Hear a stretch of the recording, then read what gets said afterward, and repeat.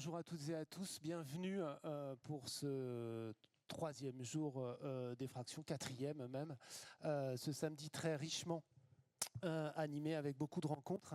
Et cette rencontre a trois autrices qui sont réunies autour de cette table. Alors, dans l'ordre d'apparition devant vos yeux, Adèle Rosenfeld pour L'extension des vaches de mer, votre deuxième roman récit, un peu des deux, fiction matinée de réel, paru aux éditions Grasset. L'extinction des vaches de mer nous raconte, entre autres choses, mais c'est sa matrice, l'extinction, la découverte puis l'extinction quasiment simultanée en l'espace de 2 décennies au XVIIIe siècle, du côté du détroit de Bering par des explorateurs d'une espèce animale qui a disparu sitôt nous avoir rencontrés, nous les humains. Donc ça dit évidemment des choses sur notre rapport au vivant. D'où le titre de cette rencontre. À côté de vous, Louise Broweys, avec Bleu comme la rivière, qui est votre quatrième livre de littérature, parce qu'il y a aussi beaucoup de livres documentaires, d'expertise, de votre domaine d'expertise, qui est notamment la permaculture, en tout cas les formes d'agriculture raisonnée, écologique. Et votre quatrième livre fait, si j'ose dire, un peu suite au troisième, ce qui peut sembler logique, mais il y a eu deux romans aux éditions HarperCollins traversés par des questions d'écologie, et le troisième qui s'appelait La Reverdie avait en rapport avec Bleu comme la rivière, de la couleur dans son titre, mais pas seulement, prenait une forme à mi-chemin entre le récit et le roman et la fiction, et croisait des carnets de lecture, si j'ose dire, c'est-à-dire que vous ouvrez en permanence une bibliothèque dans votre travail, mais croisait des interrogations aussi bien intimes qu'écologiques et générales. Et notamment, ce titre de lien et de relier caractérise particulièrement ce qu'on trouve dans votre livre, qui sans arrêt ne cesse de bouger d'un endroit à l'autre et de tenter de fixer une circulation qui fonctionne souvent par trois, d'ailleurs, entre un statut de femme, un statut de mère et un statut d'être vivant dans un monde en inquiétude, voire en disparition pour certaines espèces, et le lien entre ces différentes entités est une partie de sa dynamique. Stéphanie Arc, avec Comment je n'ai pas sauvé la Terre, paru chez Rivage. Également, hein, vos trois livres sont très récents, ils sont de la rentrée littéraire d'hiver, parus au mois de janvier. Comment je n'ai pas sauvé la Terre, vous aussi, vous êtes journaliste scientifique, donc vous avez produit un certain nombre d'essais documentaires, et toujours de la prose documentaire et documentée, mais c'est votre deuxième, là aussi, récit-fiction, après un premier qui s'appelait Quitter la ville. Là, on l'a quitté dans Comment je n'ai pas sauvé la Terre, puisque c'est basé dans un... Alors, je suis allé vérifier tout à l'heure, dans un faux village breton, dans un village breton composite, il n'y en a pas. C'est un Plénévez, mais il n'y en a pas. Il y a des Plonévez. Et donc, le premier écart vers la fiction est à cet endroit-là, parce que, évidemment, dans votre livre, une journaliste se pose la question, mise au vert, de certaines... de son inquiétude écologique, de notre inquiétude écologique, mais d'une façon extrêmement concrète, en enquêtant sur des petits bouts de plastique, je le dirais comme ça, qui surgissent sur le chemin. Et donc on pourrait se dire, ben voilà, c'est un récit, c'est une enquête qu'elle a faite, sauf que tout est en permanence et volontairement un peu tronqué dans le passage à la fiction. C'est-à-dire que le passage à la fiction, me semble-t-il, et c'est le plaisir qu'on a en lisant ce livre-là, qui est un livre d'enquête, le passage à la fiction était une nécessité pour mener ce récit-là dans toute sa douce complexité et dans toute l'ambiguïté de son questionnement. Parce que dès le titre, par la négative, comment je n'ai pas sauvé la Terre à moi toute seule. Donc ça dit aussi la mesure de ce que peut la littérature en connaissance de ce qu'elle ne peut pas non plus. Pas changer le monde toute seule globalement, mais en tout cas changer des points de vue assurément, et c'est ainsi que fonctionnent vos livres aussi, de par ce rapport à l'invention et à la fiction. Je vais enfin en venir à une question qui sera peu ou prou la même pour démarrer à toutes les trois, qui sera une question de comment. Comment ça se passe tout ça, comment et pourquoi donc de fait vous avez choisi des formes mêlées, mixtes, hybrides, ou inattendue. C'est-à-dire ce que je n'ai pas dit, par exemple, du livre d'Adèle Rosenfeld, c'est qu'il y a une deuxième partie qui, de ce récit historique, passe à un tout autre récit, intime et personnel, mais dont on saisit absolument le rapport en le lisant, alors que ça pourrait paraître, si on le pitchait simplement, incongru. Et au début de cette deuxième partie, il y a une exergue très belle qui dit « D'ailleurs, on ne sait pas pourquoi une image se forme, ni pourquoi une obsession vous prend. » Et rien que de lire cette phrase, je vous vois déjà hocher la tête, je sais déjà que je pourrais la lancer comme question et que vous auriez à dire là-dessus, mais j'aimerais partir de là pour vous poser à chacune 2 questions en même temps. Une question du comment ça vous a pris, qui évidemment va engendrer le pourquoi écrire cela. Donc commençons donc par Adèle, la rythine de Steller, donc cette vache de mer qui est au centre du livre, comment elle a surgi et comment avez-vous choisi de conduire ce récit et de choisir cette forme-là?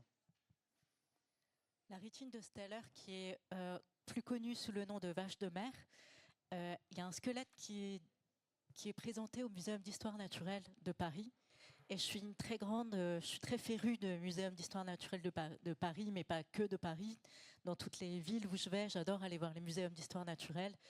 Et c'est comme ça que je suis tombée pour la première fois sur le squelette de la rythine de Steller, qui m'a semblé un squelette absolument magnifique. Moi qui ne suis pas spécialement amoureuse des squelettes, mais là, ce squelette-là particulièrement, il a une rondeur. Ses côtes m'ont semblé vraiment comme l'arche de voûte. Et le visage de l'animal, plutôt la gueule, me semblait très familier. Enfin, il y a quelque chose de l'ordre du cheval ou de l'homme. Je ne savais pas très bien, mais il m'est apparu quelque chose de très, très familier. Et ensuite, c'est ce petit panneau qui a juste en dessous le squelette, qui est seulement quelques lignes pour raconter sa disparition fulgurante en seulement 27 ans. Et cette espèce de panneau qui est complètement elliptique, enfin, ça m'a rappelé un peu toutes les rues de Paris où il n'y a que la façon dont les gens sont morts sur les panneaux qui indiquent les rues, c'est fusillé en ou tué en.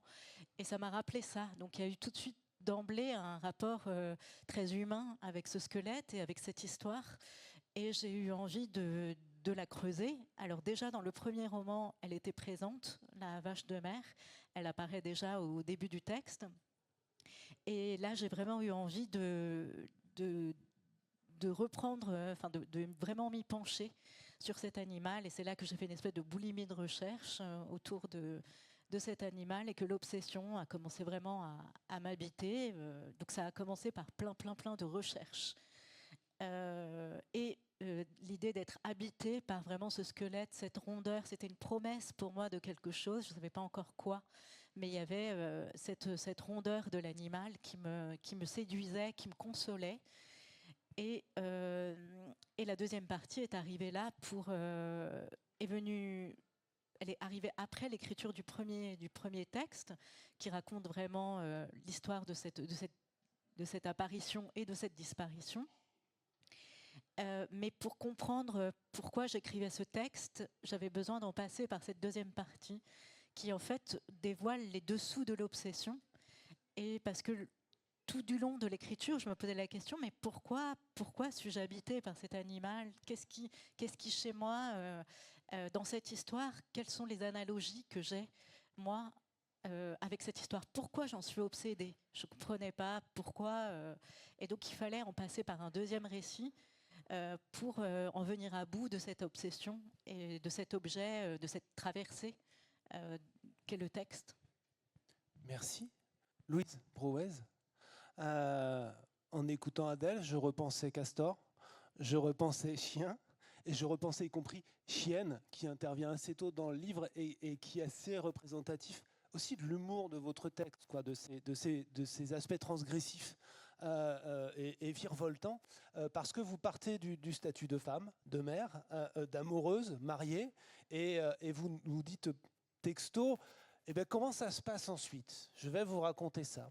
Mais évidemment, comment ça se passe ensuite, ce statut de mère, un peu comme je le disais, il n'est jamais séparé de questions en rapport avec la littérature, avec le vivant et avec par exemple, les castors. C'est un exemple.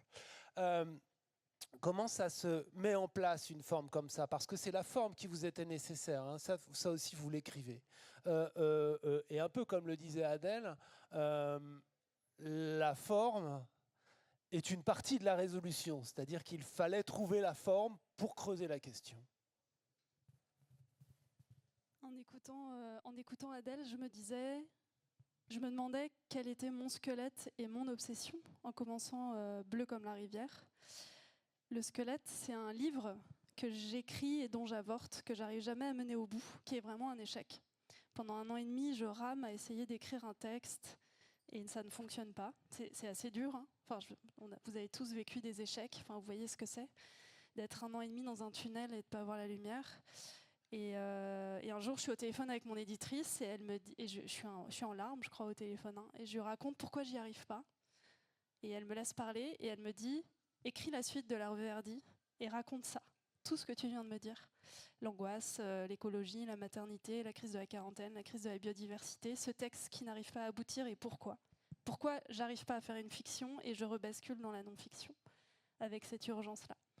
Et l'obsession, c'est l'obsession pour un homme. Je pense que ça touche pas tout le monde, mais on est certains sur cette planète à tout d'un coup être en obsession envers une personne. Et donc je commence avec ça.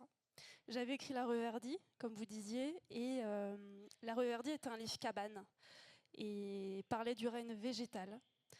Et donc là, je commence à plonger en me disant, je vais faire la suite et je vais écrire un livre rivière. J'ai une obsession pour l'eau et je trouve que la rivière parle bien de ce que peut être un texte, la fluidité, la cascade, se mettre dedans, avec qui, quel barrage, quel castor, qui on croise, tous ces liens avec le vivant.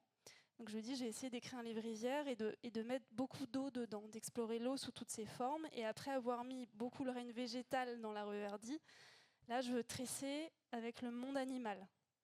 Donc j'ai une obsession sur le fait de tisser des liens avec le vivant à l'intérieur, mais aussi à l'extérieur, avec mon mari, avec cet homme que je désire, avec mes amis, avec mes enfants. Et comment ça va prendre forme, effectivement. Et il y a la couleur. J'avais écrit sur le vert et je me dis, peut-être que vis-à-vis de l'eau, c'est pas idiot de partir sur le bleu. Et dans ma tête, je veux faire une trilogie et je commence à me dire, il y a 3 types d'eau. Quand on parle de l'eau, il y a l'eau verte, l'eau bleue et l'eau marron. Et je me dis, le 2e tome va être bleu, c'est la couleur de ma mère. Ça m'indique aussi une direction. Et probablement le 3e sera marron. Merci. Alors Stéphanie, peu ou prou même question, quel est le démarrage et quel est le choc? Et puis aussi, j'y rajoute toujours cette question de forme et d'invention. C'est-à-dire que, je l'ai dit, vous étiez journaliste scientifique, il y a ces petits bouts de plastique que vous allez nommer et mieux définir que moi, mais il y a quelque chose qui est délicieux dans le livre et qui produit un trouble, mais qui produit ainsi un écart, c'est que ces petits bouts de plastique, vous les nommez sans cesse différemment. Il pourrait y avoir un inventaire de toutes les façons dont vous les avez nommés. En plus, c'est absolument savoureux. Et ça, c'est un écart de fait, par rapport à une forme qui serait journalistique. C'est un écart vers la fiction et vers l'invention qui est très marqué. Oui, alors je juste pensais en t'écoutant Adèle, en vous écoutant que finalement le 2e livre, il est parfois en germe dans le premier. Enfin, il y a un petit morceau du premier, du premier qui dicte en fait d'une certaine manière inconsciemment bien sûr le 2e, puisque dans mon premier, donc qui est Quitter Paris, pas quitter la ville, parce que je crois que c'est un titre de Christine Angot. Donc c'est Quitter Paris. Et donc j'avais écrit on ne peut pas vivre debout sur les falaises, je crois, quelque chose comme ça. Et je me disais que Debout sur la falaise ou Debout sur les falaises ferait un bon titre pour un autre roman.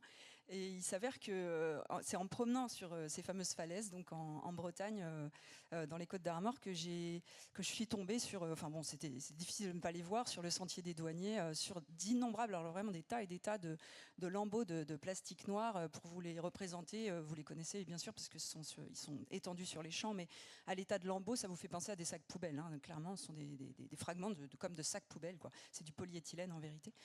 Et puis j'étais bien sûr scandalisée. Et puis c'est un endroit où je reviens très régulièrement pour marcher.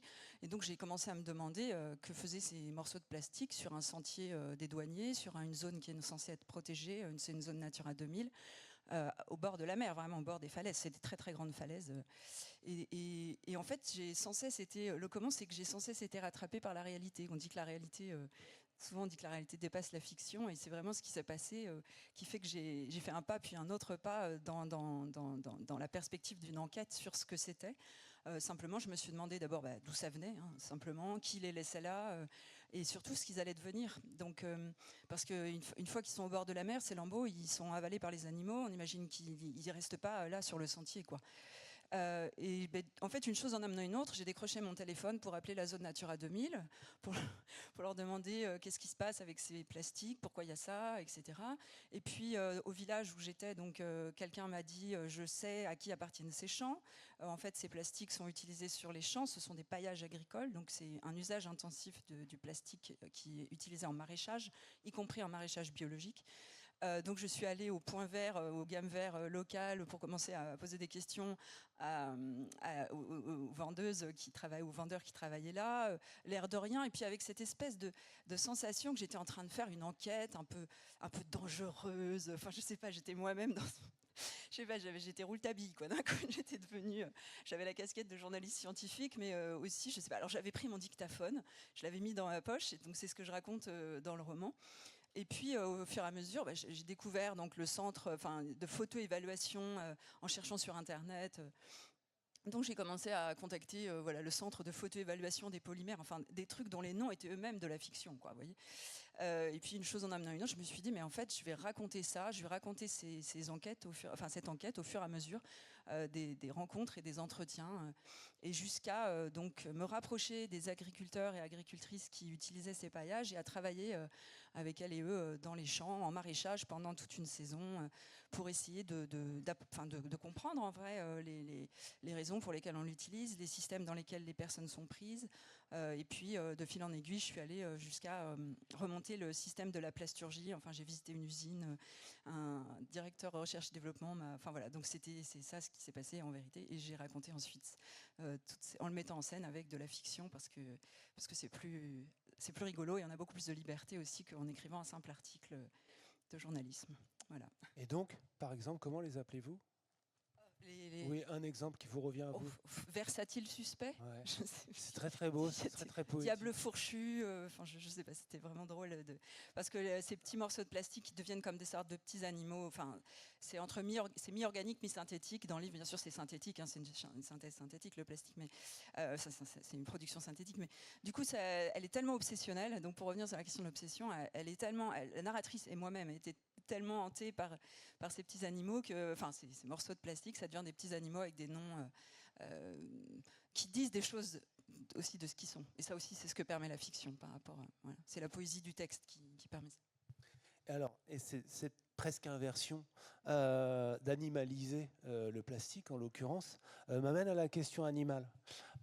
Et je reviens vers vous, Adèle. Il y a quelque chose de frappant à un moment. C'est une phrase que n'a pas le temps, d'ailleurs, de prononcer Bering en arrivant sur l'île. Et il dit que cette île est dépeuplée. C'est cette phrase-là, elle est dépeuplée. Alors qu'à cet instant, elle est encore peuplée, mais elle est peuplée d'animaux. Et il m'a semblé que cette phrase, elle était très représentative symboliquement de ce qui va se passer dans le livre, mais aussi du rapport de cette époque-là à l'animal qu'on étudie pourtant, et qui est une continuité. C'est-à-dire que c'est une des questions du livre, selon l'obsession qui vous a pris, vous, de rendre vivante, de redonner vie à cette vache de mer. Il y a sous-tendu, me semble-t-il, la question de notre... c'est pas aveuglement, mais une façon de ne pas voir, de ne pas considérer l'altérité animale. Dans le texte, il y a vraiment cette... quand la rencontre avec l'animal, Steller, le zoologue, quand il voit pour la première fois l'animal, il croise son regard et il a l'impression d'être vu par l'animal. Il a l'impression qu'il y a un regard qui est changé. Et ce regard déclenche chez lui une envie de le battre. parce que l'idée même qu'il y a un regard et qu'il y ait une altérité, que l'animal soit une altérité, presque une individualité, déclenche chez lui l'envie de battre l'idée même, cette idée. Parce qu'à l'époque, on ne reconnaît pas du tout les animaux comme des êtres souffrants, de la même manière qu'on ne reconnaît pas les enfants comme des êtres souffrants à cette époque. Et donc, il y a vraiment, le personnage va évoluer ensuite vers, plus il va observer l'animal, plus il va lui reconnaître une individualité. Et il va y avoir une inversion entre l'homme et l'animal, c'est-à-dire qu'il va prêter à l'animal des qualités qui sont généralement dévolues à l'homme, et l'homme va être, lui, de son côté, presque animalisé, anonymisé, c'est-à-dire que l'équipage est très peu présent, c'est une masse, alors que les vaches de mer deviennent une masse auquel ils s'intéressent davantage que la masse de l'équipage. Et donc, il y a vraiment, comme vous le dites, une vraie inversion du regard, du rapport homme-animal, et du coup un regard sur qu'est-ce qui est peuplé et qu'est-ce qui ne l'est pas. Finalement, l'île devient peuplée des animaux, mais il se désintéresse totalement des hommes qui l'entourent. Il n'y a pas de lien entre Steller et les autres membres de l'équipage. Donc il y a vraiment cette idée et cette phrase, elle est effectivement très importante, cette terre est dépeuplée, déjà aussi parce que dans les romans d'aventure, la question de savoir au moment du naufrage, savoir si la terre est habitée ou non, est un topos littéraire, quoi. Il s'agit de savoir sur quoi on va tomber, sur qui on va tomber, sur quoi. Et là, il n'y a pas d'humains, mais par contre, il y a des animaux. Et des animaux qu'on va patrimonialiser, parce que Steller, la seule chose qu'il souhaite, c'est donner son nom à l'animal. Il souhaite, pour être un scientifique, c'est accompli, c'est donner son nom à une espèce, comme l'île de Berry va être aussi une île dont on va donner le nom du capitaine qui est mort sur l'île. Donc il y a vraiment cette dimension de patrimoine, la terre, les animaux, les plantes, on leur donne notre nom. Et ça m'avait énormément appelé. Et j'avais vraiment envie d'écrire sur cette question-là, sur qu'est-ce que ça signifie de donner son nom à une espèce, à une île, enfin toute cette dimension-là, qui est vraiment de l'appropriation du vivant, quoi. Merci. Louise, le déni de l'altérité, mais le déni aussi de la féminité, par exemple, dans notre société, et puis un déni beaucoup plus vaste que vous analysez en faisant référence à Freud et à Déborah Lévy pour compléter un peu Freud. C'est au cœur, en fait, la question du déni face à pour sa crise écologique, ou extinction du vivant, face à ce qui ne va vraiment pas bien dans la nature, avec et autour de nous. S'il y avait des entrées thématiques, ce serait un des cœurs du livre aussi. C'est-à-dire comment vous positionnez en vivante et en littéraire face et avec ça. Alors oui, le déni, j'ai l'impression que c'est l'émotion ou la posture peut-être la plus partagée sur Terre. Et aujourd'hui, c'est vraiment une question qui m'obsède, je pense qu'il nous obsède toutes les trois, c'est-à-dire comment écrire face aux crises écologiques avec des formes différentes. Et d'ailleurs, je le disais tout à l'heure, mais je suis assez bouleversée de me dire que aujourd'hui, c'est un thème vraiment de la table ronde, littérature et vivant, et qu'on est trois femmes avec vous à en parler. Je trouve ça très beau sur ce que ça pourrait peut-être dire sur une petite sortie du déni. Mais oui, le déni m'intéresse beaucoup, et en particulier le mien, puisque c'est aussi un texte que j'écris en jeu, et j'essaye d'observer toutes les formes d'émotions qui peuvent me traverser. Donc j'essaye de comprendre pourquoi depuis le XVIIIe siècle ou depuis 50 ans, on est dans cette forme de déni face à cet effondrement de la biodiversité en particulier et toutes les autres formes que peut prendre la crise écologique. Et je me demande comment je peux mettre ça dans un texte de façon extrêmement concrète, simple, facile. Donc j'observe aussi d'autres formes de déni qu'il peut y avoir autour de moi, et en particulier le mien. Et Alors c'est plutôt un des points de départ du livre qui commence avec ça et qui, j'espère, finit avec des émotions qui sont plutôt en lien avec la joie, la gratitude, l'amour. Mais vraiment, vraiment, oui, c'est un des points de départ du livre, même si tu parlais de l'inconscient. Mais effectivement, quand on commence un livre, on ne sait pas exactement où on va. Et je ne savais pas que j'allais parler comme ça, à ce point du déni, que ça ferait même un chapitre entier. Je ne sais pas si ça répond à ta question. Si.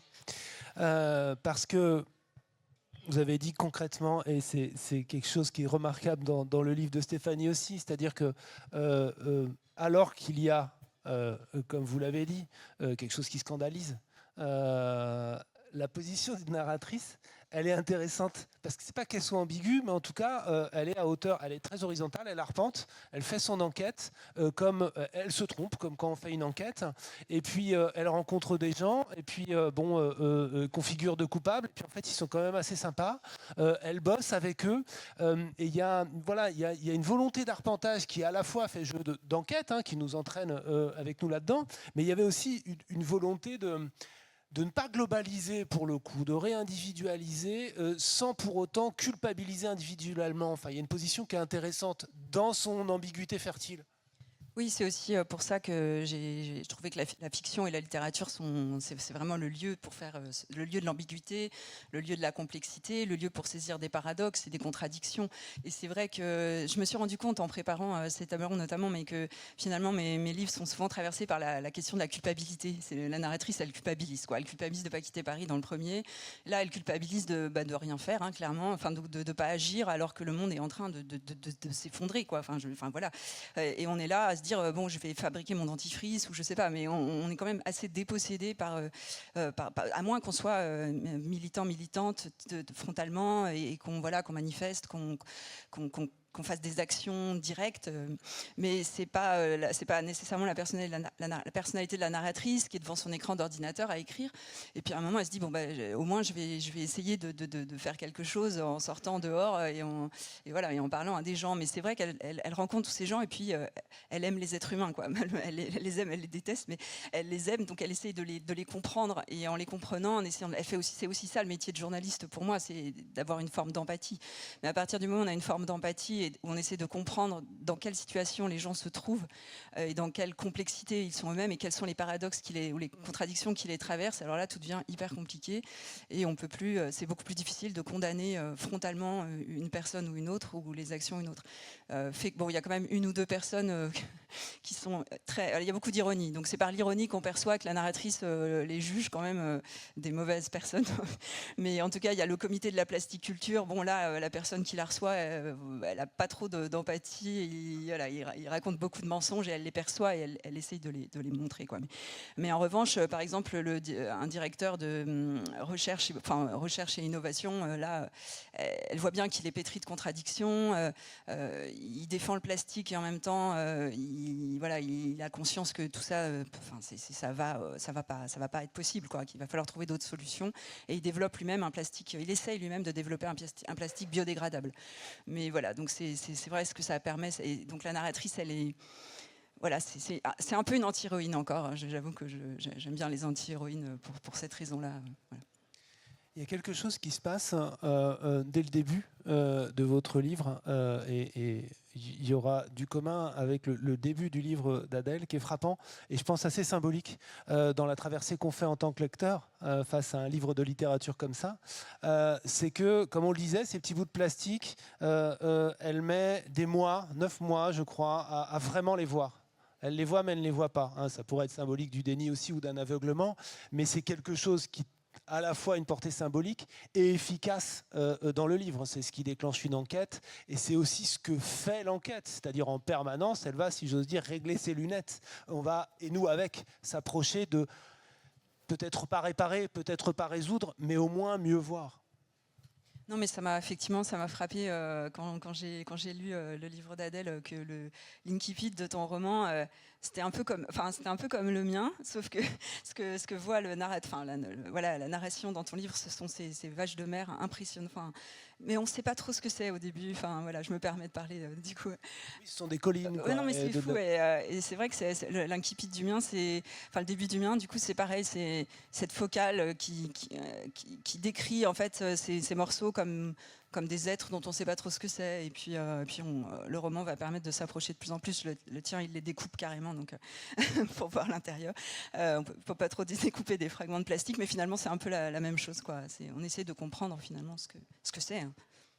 Oui, et puis il y a ce même rapport où quand on ne sait pas ce que c'est, qu'on le voit, qui nous interpelle, on va essayer de le décrire au plus proche de ce qu'il est. Et c'est comme ça que les néologismes que tu écris sont là pour combler un vide, parce qu'on ne sait pas ce que c'est.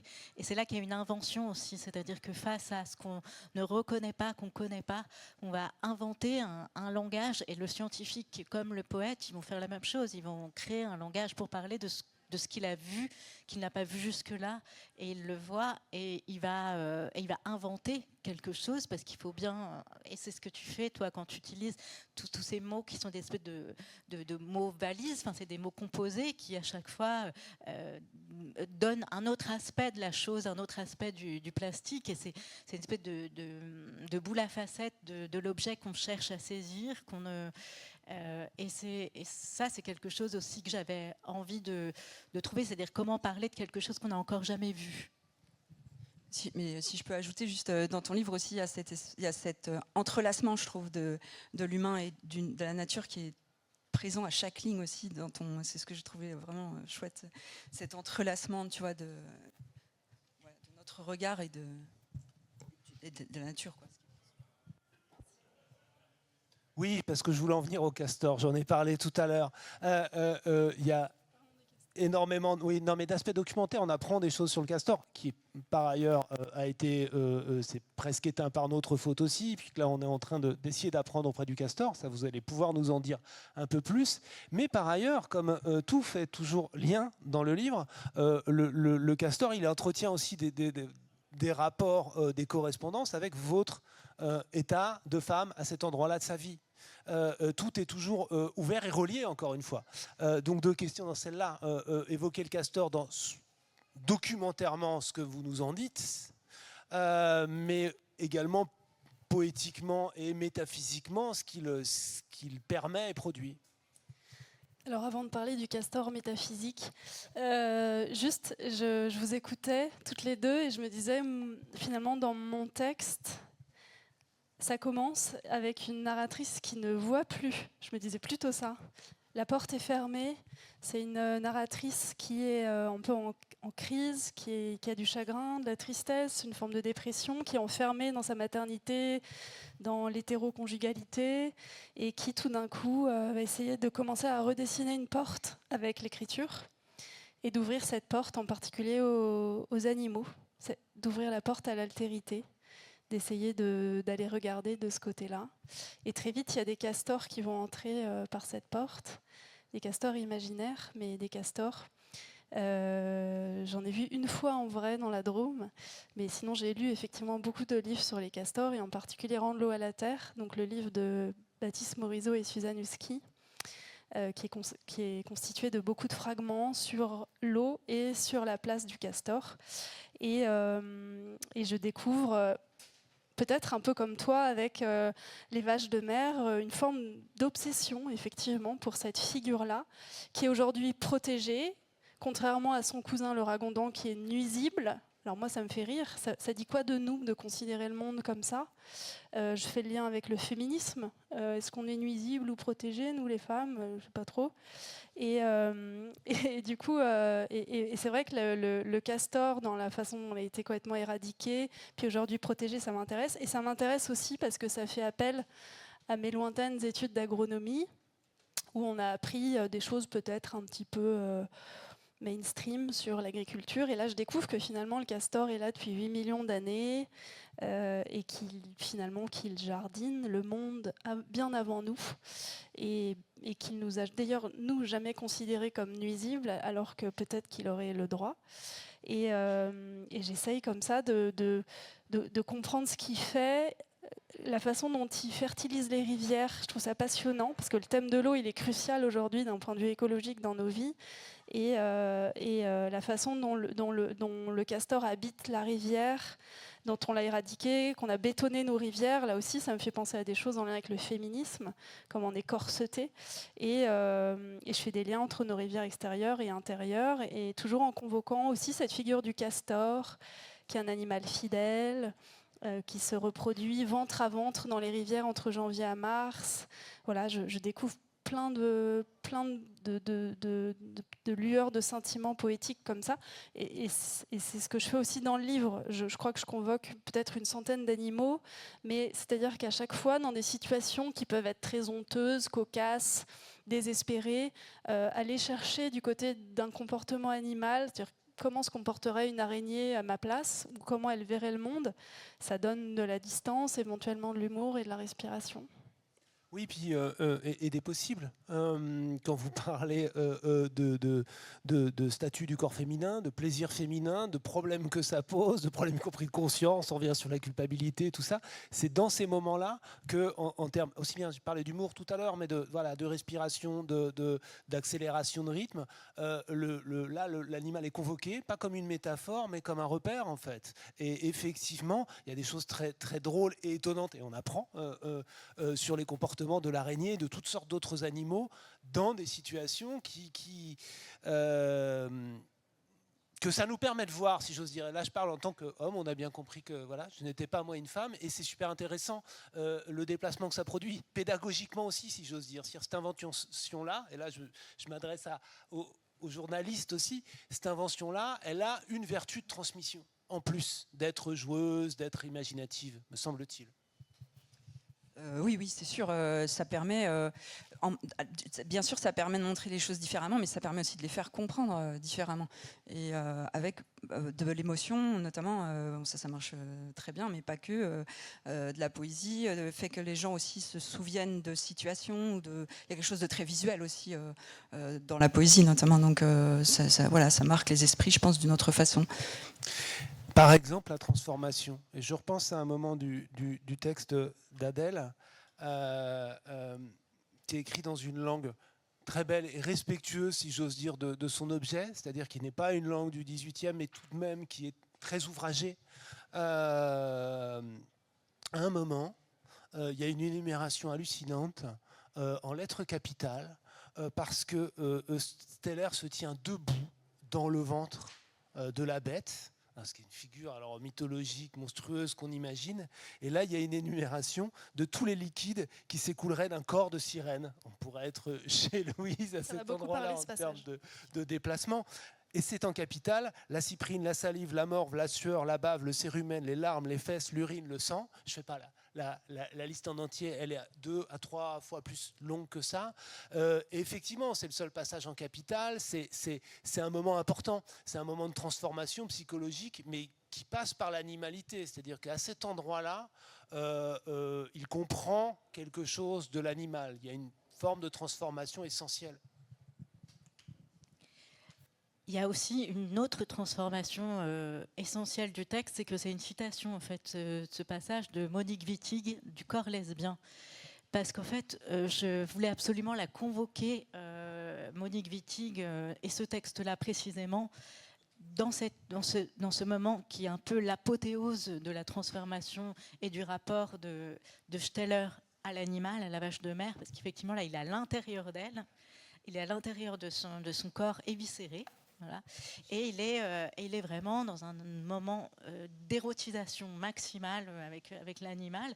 Et j'avais envie de convoquer Monique Wittig pour plusieurs raisons. La première, c'est que parce que juste avant, il y a une scène de dissection de l'animal pour l'éviscérer, justement pour mesurer tous ses membres. Et cette scène m'a été très difficile à écrire, c'est-à-dire que d'écrire une scène de dissection, je ne savais pas vraiment comment l'aborder. Et dans Le corps lesbien, c'est un texte où Monique Wittig, elle énumère des scènes sexuelles entre deux femmes, mais surtout c'est des scènes d'éviscération, enfin d'amour pour les organes, pour l'anatomie de l'autre, et elle va vraiment, l'être aimant va vraiment aller chercher les organes, tous les organes de l'être aimé, et va énumérer comme ça toute l'anatomie de l'être aimé. Et j'avais envie de m'appuyer sur Monique Wittig pour parler de l'érotisation de Steller avec La Vache de mer, qui est lui aussi dans un rapport d'érotisation absolument exceptionnel avec l'animal, surtout à ce moment-là. Et donc c'est pour ça que je convoquais la radicalité aussi de Monique Wittig, qui le fait donc. Elle l'écrit vraiment comme ça, en capital, une énumération de tous les liquides de l'être aimé. Et parce qu'il y avait aussi cette phrase dans Le corps lesbien qui dit que l'autre la tourmente d'un lent amour. Et c'était exactement comme ça que je concevais Steller et l'obsession. Steller pour La Vache de mer et moi, ma propre obsession pour La Vache de mer. Et donc, dans ce passage-là, voilà, c'est l'apothéose avec ce clin d'œil à Monique Wittig et à la radicalité de ce texte du corps lesbien. Au XVIIIe siècle, c'était aussi créer une forme de choc esthétique dans un texte qui, comme vous le dites, est très respectueux du siècle. Là, je vais volontairement pas poser de questions parce que je vous vois et vous sens hocher la tête. Il y a eu des assentiments particuliers face à ce passage-là, et je sais que vous avez à dire, en fait. Je sais que vous avez de l'écho, et je veux pas suggérer la question. Oui, alors moi j'ai beaucoup d'écho à chaque moment, ça résonne beaucoup, mais parce que je suis un être profondément de relation. Mais je me disais là, quand vous lisiez l'énumération, je crois que tous les mots sont dans Bleu comme la rivière, parce que finalement l'eau et le liquide est devenu un thème très important du texte. Et à un moment, on s'est même amusé, après avoir listé tous les animaux qui étaient lister toutes les formes que prenait l'eau dans le texte. Et donc ça prenait aussi toutes ces formes du corps, la sueur, la cyprine, les larmes, il y a beaucoup de larmes, le sperme, tout ça. Et du coup, c'est marrant parce que quand j'ai lu ton texte et que je suis tombée sur cet endroit-là, j'ai reconnu Wittig, qui est aussi une autrice que j'adore, j'imagine comme toi, Stéphanie. Et ça m'a beaucoup émue de voir à la fois d'être avec toi, de sentir Wittig, de me dire il y a un lien avec mon texte, toute proportion gardée. Et moi, c'est ce que tu disais aussi en introduction, j'ai beaucoup besoin de mettre un peu comme si je construisais un barrage, comme un castor dans la rivière, mais des citations, des livres, de me construire comme ça une cabane avec des livres ou au moins des citations d'autres auteurs et en particulier de votre autrice. Oui, c'est fou parce que effectivement, quand j'ai lu ce passage, je me suis dit mais ça ressemble à Wittig et j'ai pas eu, je suis pas allée vérifier, mais je me disais c'est incroyable qu'il arrive à ce moment-là. Et effectivement, ça m'a vraiment fait penser à une des scènes de mon roman aussi où il y a une sorte d'érotisation très forte des morceaux de plastique. Ça m'est venu comme ça, je sais pas. Et en même temps, en vous écoutant, je comprends la logique finalement parce que dans ton livre, il y a un rapport de mendication. Hein, on aime, on mange, quoi. Enfin aussi. On s'approprie, c'est incorporisé, c'est quelque chose de très matériel. Et en fait, je suis en train de me dire qu'effectivement, le rapport au plastique, il est finalement très charnel aussi. D'abord, on en porte tous, il est au contact de nos peaux, on en mange, on l'a ingéré, il est en nous. Et en fait, il est très très proche physiquement et concrètement de ce qu'on est. Et donc, dans cette scène d'érotisation un peu, il y a l'idée que cette fusion donne un être ensuite mi-organique, mi-synthétique. Et au final, on en est presque un peu là, tous autant qu'on est, quoi, avec le rapport au plastique et à la synthèse de ces matériaux, quoi, qui constituent notre vie, en fait. Du symbolique et du concret, c'est-à-dire que effectivement le rapport au plastique et le rapport aux méchants à qui la narratrice va avoir affaire, on lui renvoie sans cesse ces éléments de langage, en fait, et les éléments de langage ne collent pas. C'est démasqué par le concret autant que par du symbolique. Et c'est ça surtout, c'est-à-dire que plutôt que d'une mise en accusation des gens qui font comme ils peuvent, il y a assurément une mise en accusation des éléments de langage qui recouvrent la réalité. Peut-être qu'on en revient à cette question de la littérature. C'est les éléments de langage, mais c'est aussi finalement la réalité elle-même. C'est-à-dire que le plastique, actuellement, il fait partie de nos quotidiens. On peut plus... enfin, je veux dire, il est là, il est partout, et on ne peut plus y revenir en arrière. On va devoir faire avec tout ce qui va rester, tout ce qui est en train de s'effriter autour de nous, tout ce qu'on est en train de produire encore. Bon, là, effectivement, il y a un vrai problème de production qu'il faudrait très certainement arrêter. Mais c'est pour ça qu'on peut incriminer les personnes. Néanmoins, quand on va à l'hôpital, par exemple, ou quand on conduit une voiture, on est bien content que le plastique existe. Parce que, en termes, par exemple, de santé, il y a des choses qu'on ne pourrait pas tout à fait remplacer à l'heure actuelle. Donc la question maintenant, c'est de savoir qu'est-ce qu'on pourrait remplacer, comment aller vers plus de sobriété, etc. Donc c'est vrai qu'au-delà de la question de qui fait quoi, dans le roman, c'était plutôt qu'est-ce qu'on fait, quoi. Qu'est-ce qu'on fait collectivement maintenant avec ça, et qu'est-ce qu'on va faire, quoi. Donc voilà. Question qui est là en permanence dans votre texte aussi, Louise. C'est pas le comment on résout tout, mais qu'est-ce qu'on fait. Alors oui, qu'est-ce que je fais, qu'est-ce qu'on fait.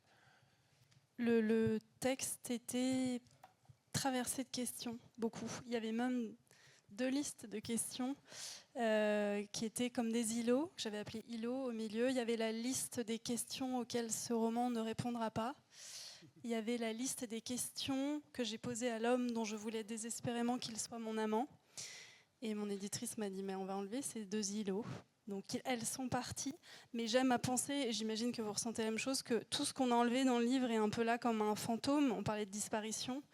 Et c'est vrai que le livre a un peu une forme de point d'interrogation. Après, moi, quand je lis, j'ai plutôt envie de me poser des questions qu'avoir des réponses.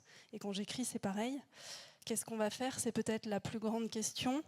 Moi, ce que j'aimerais, c'est que les lecteurs, les lectrices, en le lisant, se posent 2 questions qui sont de l'ordre de l'intériorité et de l'extériorité. Mais à l'intérieur de moi, comment je peux, on en parlait un peu tout à l'heure, être honnête avec ce qui me traverse. On parlait du déni, le désir, les émotions. Comment je peux être honnête à ces endroits-là ? Comment je peux descendre un peu à la cave et me mettre dans une posture un peu de vulnérabilité, qui n'est pas une posture qui est beaucoup prise sur la scène internationale en ce moment. Et puis, à l'extérieur, tout simplement, les enfants demandent quel est mon animal préféré, mais quel est mon lien au règne animal dont je fais partie. Merci. Il était question d'îlot, on pourrait parler d'île. Adèle, l'île est au cœur du livre. Hein. Elle apparaît dès le début, elle apparaît aussi en exergue. C'est juste quelque chose que je vais ajouter puisqu'on a parlé de questions et qu'il commence à nous rester peu de minutes, avant de laisser éventuellement la parole à celles et ceux qui nous écoutent pour poser d'autres questions que les miennes, des questions ou des constatations. On a encore quelques 5-6 minutes pour cela. Un micro est prêt à circuler. Est-ce que vous avez des questions? Là-bas, c'est loin. Loin du micro.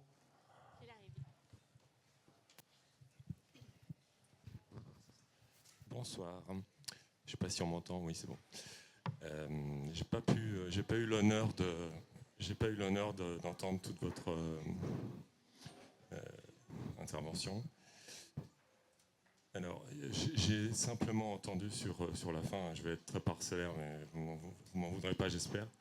Vous avez parlé des ragondins et des castors.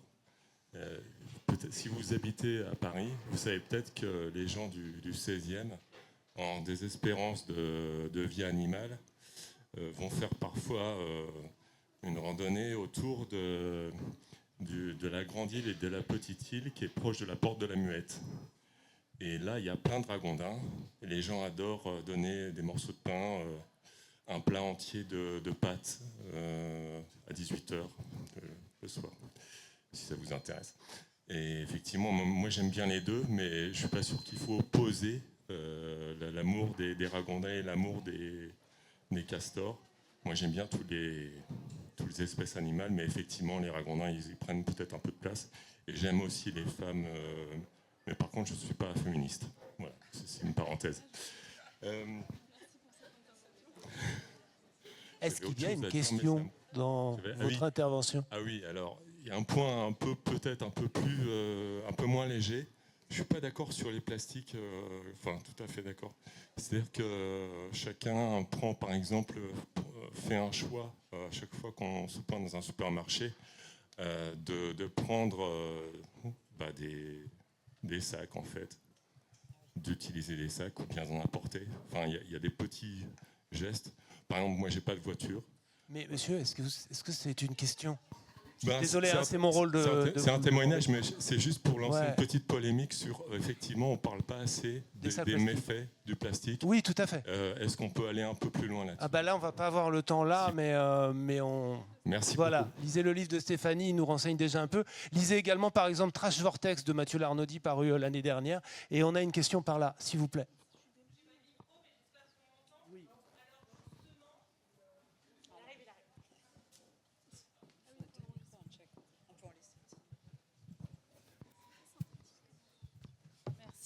Mais alors pour rebondir justement, merci beaucoup toutes les trois. On voit que la manière dont vous arrivez à faire circuler la parole et à mettre en avant le travail de chacune est extrêmement intéressant. Et ce que vous disiez, extrêmement féministe et féminin. Merci pour ça. Et du coup, dans votre travail, en tant que personne femme, face à une question écologique qui est quelque chose de très capitaliste et très patriarcal, comment vous avez dû batailler sur ces points-là et comment on fait avancer les choses avec ça comme identité? Merci. Merci. Ce sera la dernière question parce qu'elle est vaste. Voilà. Et donc, on a 3 minutes. Je ne suis pas sûre d'avoir compris la question. Alors moi, je pourrais répondre pour Louise. J'aurais envie de dire que dans ton texte, c'est vraiment le lien. Enfin voilà, c'est vraiment un texte du lien. J'ai trouvé que c'était vraiment magnifique dans ton texte. C'est que chacune des voix circule, sont entremêlées. C'est vraiment caractéristique de l'écriture. C'est-à-dire les citations des unes et des autres sont entremêlées, et aussi le dialogue avec la nature est aussi déplacé en permanence. C'est-à-dire qu'il y a en soi dans la même phrase la nature, l'autre, les autres. Et soi, et ça j'ai envie de dire que c'est un super barrage de castor en soi, cette construction du lien qui fait un peu front voilà, au patriarcat ou au modèle dominant. Donc ça, j'ai trouvé que c'était une très grande force. C'est comme ça que j'ai reçu la question et c'est comme ça que je réponds pour toi. Merci. Moi, je peux répondre pour toi. Tu veux? Moi, j'ai trouvé que ton texte, il était extrêmement puissant justement sur la déconstruction du rapport des hommes à la nature, enfin du genre homme, quoi. Enfin, vraiment la manière dont l'extinction, elle est produite par des hommes, enfin par le genre homme qui arrive, qui colonialise l'île, qui s'approprie. Et en plus, c'est incroyable parce que ces animaux, c'est vraiment une métaphore, enfin physique de l'être femme. Enfin, du coup, et donc c'est un slaughter atroce, mais enfin voilà, c'est un massacre, mais du coup, la littérature permet aussi de vivre ça. C'est ce que tu disais, je crois, dans le podcast avant, d'éprouver ce que c'est que l'extinction en tant que lectrice et en tant que lecteur dans notre chair en lisant ça. Donc voilà, c'est très féministe de ce point de vue, je trouve. Je vais répondre pour toi alors. Non, mais c'était bouleversant comme témoignage parce que je disais, c'est la première fois qu'on est là, enfin moi que je suis à une table ronde où c'est la question du vivant, où je suis avec d'autres femmes, et c'est vrai que dans les tables rondes, c'est pas toujours aussi fluide.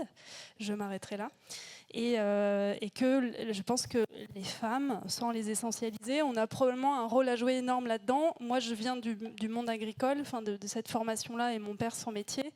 Et c'est une question qui m'obsède depuis très longtemps. Mais les femmes dans le monde agricole sont seules, il y a des inégalités partout. Et pourtant, c'est elles qui sont le moteur du changement et elles ne sont pas du tout dans les instances décisionnelles. Donc je pense que nous, les femmes, on a vraiment quelque chose à jouer. Et moi, dans ton texte, il y a vraiment 2 choses qui m'ont percuté. C'est la façon dont on voit le ciel bleu à travers les morceaux de plastique noir. C'est-à-dire, mais t'en parlais, comment la littérature peut nous faire voir des choses a priori banales ou laides qui deviennent même quelque chose de beau, en fait.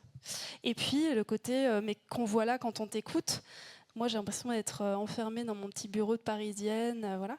Ce côté fan d'action. Tu l'as dit, je suis allée travailler, ça on le sent dès la première page de ton texte, et moi, ça me bouleverse, en fait. Ce truc, ça commence par moi. C'est la vermaculture. Comment je fais avec ce que j'ai sous la main ? Moi, je suis écrivaine, j'ai un cœur qui bat et un crayon.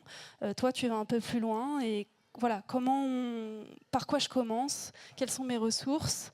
Qu'est-ce que j'ai sous la main ? Et se poser cette question-là et commencer à agir et faire ce premier petit pas, je pense que c'est comme ça qu'on peut avancer. Et en tout cas, c'est un élan et un désir, parce que pour moi, c'est très important en littérature, qui est transmis par ton livre. Merci à toutes les trois. Je suis dans l'obligation de non pas vous couper la parole, mais respecter le temps.